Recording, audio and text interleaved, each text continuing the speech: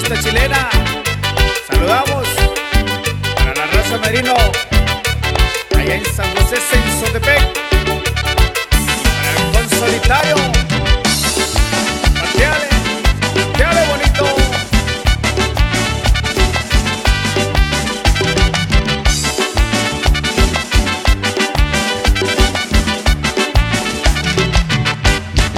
Voy a cantarles, señores, es una chilena que está bien bonita. Se la dedico a mi gente que son muy alegres, de raza chatina. Ese pueblo es muy bonito, es muy conocido y nadie lo olvida, porque se encuentra ubicado en los meros piecitos del Cerro Neblina. Qué lindo y hermosos paisajes, ese pueblo ustedes pueden ver. Esta chilena se la dedico a San José, Sensotepec, para que bailen con gusto, señores, en su tierra que los vio nacer, zapateando con las muchachitas y con las señoras también.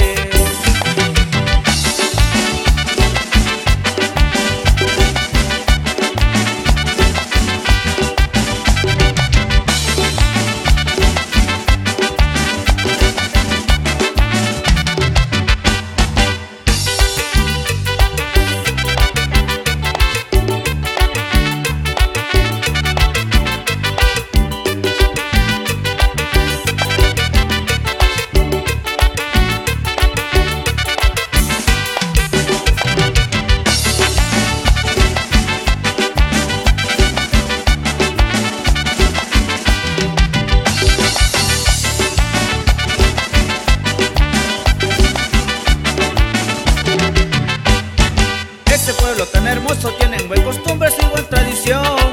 El 18 y 19 de marzo festejan